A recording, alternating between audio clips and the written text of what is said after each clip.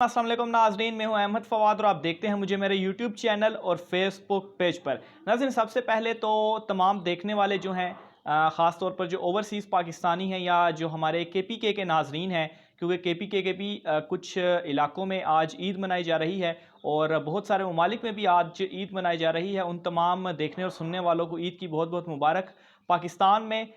3 सूबों में पंजाब और सिंध और बलूचिस्तान में आज 30वां रोज़ा है और इंशाल्लाह कल जो है वो ईद मनाई जाएगी और उन तमाम नाजरीन को भी एडवांस में ईद जो है वो मुबारक हो। बहुत अहम तफसीलात आज की इस व्लॉग में मैं आपके साथ शेयर करने जा रहा हूँ। सबसे पहले तो ये कि जो शहर का चौधरी है, उस शहर के चौधरी ने आखिर शहबाज हुकूमत के चेहरे पर थप्पड़ जो है वो लगा दिया है और शहबाज हुकूमत जो कि इमरान खान साहब को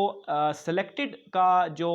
नारा था वो लगाती थी उनके ख़िलाफ़, वो आज ख़ुद सेलेक्टेड भी और इम्पोर्टेड भी साबित हुई है। इस हवाले से बड़ी एक्सक्लूसिव डिटेल्स हैं नाज़रीन, वो मैं आपके साथ शेयर करूँगा। दूसरे नंबर पर नाज़रीन, अदालत के रोज़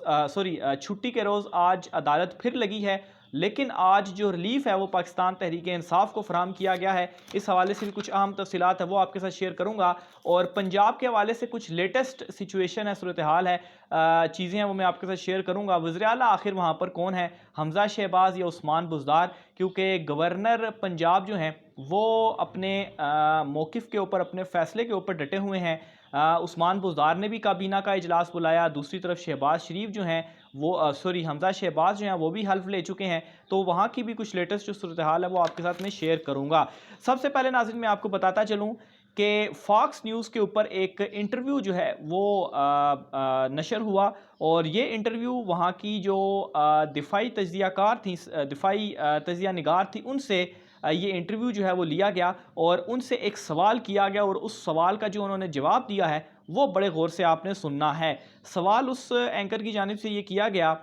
कि आप पाकिस्तान को क्या पैगाम देंगे? इनके पास एटमी हथियार और बहुत बड़ी फ़ौज है और अमेरिका पाकिस्तान से बिल्कुल खुश नहीं है। ये सवाल था। इसका जो जवाब दिया वो क्या था? वो कहती हैं जी कि पाकिस्तान को यूक्रेन की हिमायत करने की ज़रूरत है, रूस के साथ मुआहिदों की तरफ नहीं जाना होगा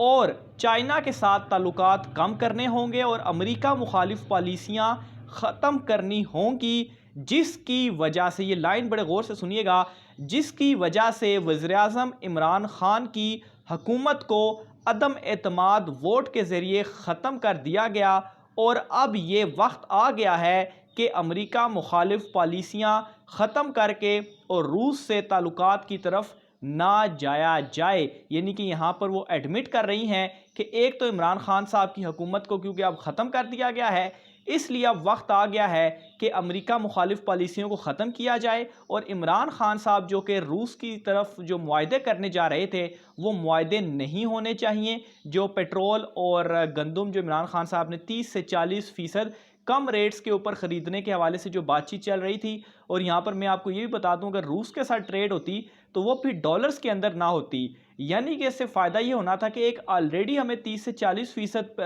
तेल और गंदम कम कीमत पर मिलती और अगर वो डॉलर में ना होती तो इससे मज़ीद चीज़ें जो थी वो सस्ती होती और यूँ आपकी तेल की जो प्राइस थी मेरे अंदाजे के मुताबिक जितनी अभी है इससे 50% से भी कम जो है वो हो जाती और इसका इम्पैक्ट ओवरऑल महंगाई के ऊपर पड़ता। आपकी महंगाई जो थी उसका ग्राफ आसमान से ज़मीन के ऊपर गिर जाता। बहरहाल इन्होंने अब ये चीज़ वाज़े कर दी है कि ठीक है, अब हम खुश हो गए हैं कि आपने इमरान खान साहब की हुकूमत गिरा दी है, अब अमेरिका मुखालिफ पॉलिसियाँ आप ख़त्म करें और हमारी ग़ुलामी के अंदर आप आ जाएं। तो ये नाज़रीन अभी तो एक वो कहते हैं कि हनीमून पीरियड जो था वो शहबाज हुकूमत का चल रहा था। एक माह भी इस हुकूमत को नहीं हुआ कि अमेरिका ने ये ज़ोरदार चपेट इस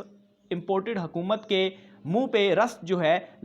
वो कर दी है और अमेरिका इसी तरीके से ही मामलात को जो है वो करता है। माजी जो है वो इस हवाले से भरा पड़ा हुआ है। तो एक चीज़ तो यहाँ पर जो इमरान खान साहब कहते भी थे और जो साजिश और मुदाखलत की जो बहस चलती रही थी, उस बहस से निकल कर ये तमाम तर चीज़ों को देखने की ज़रूरत है कि वो ख़ुद अब इन चीज़ों को एडमिट जो है वो कर रहा है। दूसरे नंबर पर नाज़रीन, इस्लामाबाद हाई कोर्ट में आज जो एक तौहीन मज़हब के हवाले से जो एक FIR दर्ज की गई थी उसके ऊपर शहबाज गिल और फवाद चौधरी की जो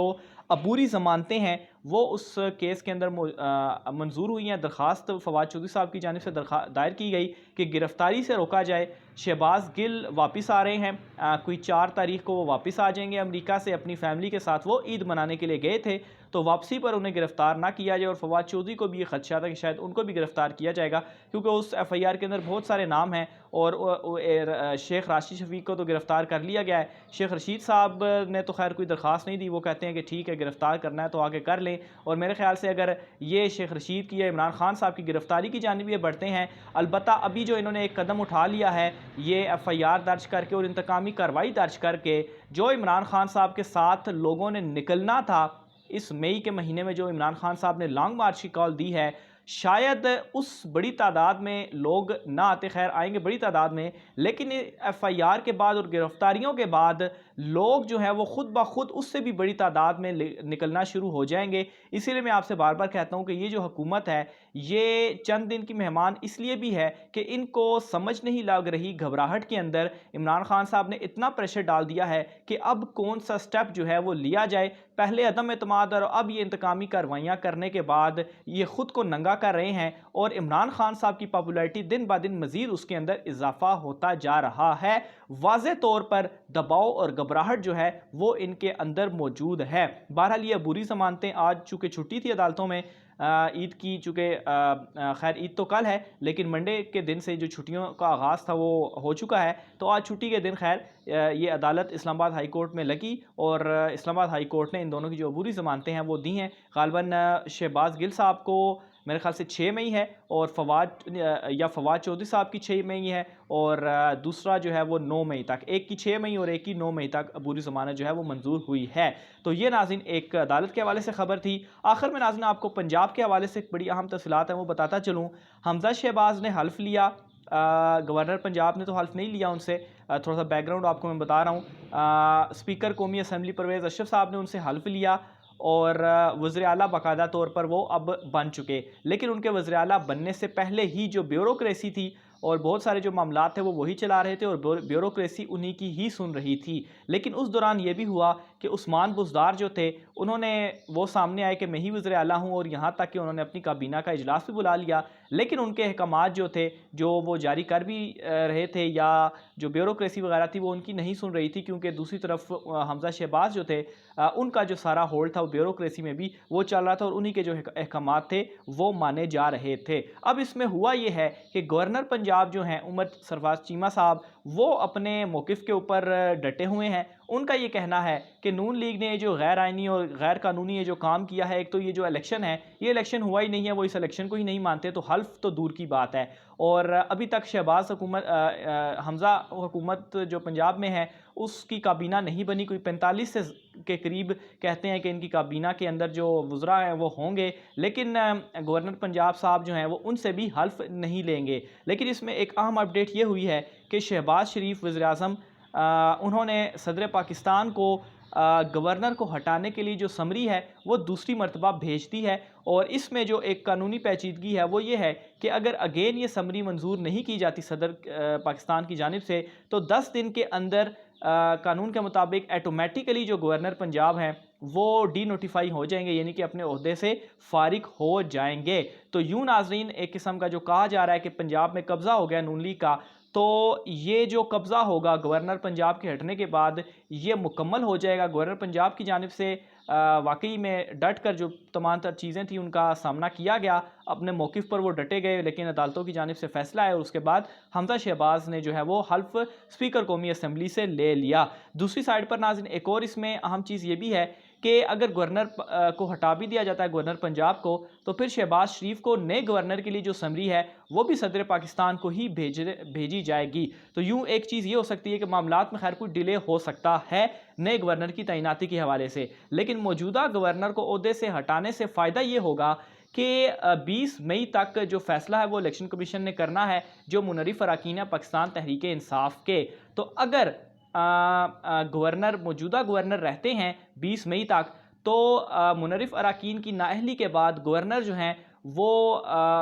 صدر کے کہنے کے بعد کہہ سکتے ہیں حمزہ شہباز وزیر اعلیٰ کو کہ آپ اعتماد کا ووٹ لیں، تو ظاہر سی بات ہے منحرف اراکین اگر نااہل ہو گئے تو وہ ووٹ ڈال نہیں سکتے، تو ان کا 186 کا جو نمبر ہے وہ پورا نہیں ہو پائے گا اور یوں پنجاب حکومت گر جائے گی۔ لیکن اگر گورنر ہی نہیں ہوگا تو پھر ظاہر سی بات ہے نون لیگ کا اپنا گورنر ہوگا تو وہ ان کو کیوں آرڈر دے گا کہ آپ اعتماد کا جو ووٹ ہے وہ لیں۔ تو یوں ناظرین یہ ایک بڑا اس میں اپڈیٹ ہے اور بڑے ایک نکتے والی بات ہے کہ اس طرح سے کیا ہوگا، ایک پنجاب حکومت یا پنجاب والا جو قبضہ کہا جا رہا ہے وہ برقرار رہے گا، بے شک ان کے نمبر کم بھی کیوں نہ ہو جائیں، منحرف اراکین نااہل بھی کیوں نہ ہو جائیں، تو گورنر کا یہ سارا جو رول ہے وہ بہت زیادہ اہم ہے اور آئندہ آنے والے دنوں میں یہ چیز بہت زیادہ جو ہے وہ کاؤنٹ بھی ہوگی۔ لیکن ناظرین مئی کا مہینہ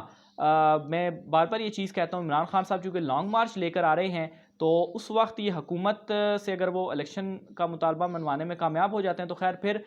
بہت ساری جو چیزیں ہیں وہ میٹر نہیں کریں گی، لیکن دباؤ بڑھانے کے لیے یہ چیزوں کو بھی استعمال کیا جا سکتا ہے۔ مزید اس حوالے سے خاص طور پر گورنر کے حوالے سے، پنجاب کے حوالے سے جو بھی تفصیلات ہوں گی آپ ناظرین سے شیئر کرتے رہیں گے۔ رائے کا اظہار کمنٹ باکس میں لازمی کیجیے گا۔ آج کے ولاگ سے اتنا ہی، مجھے اجازت دیجیے، اللہ حافظ۔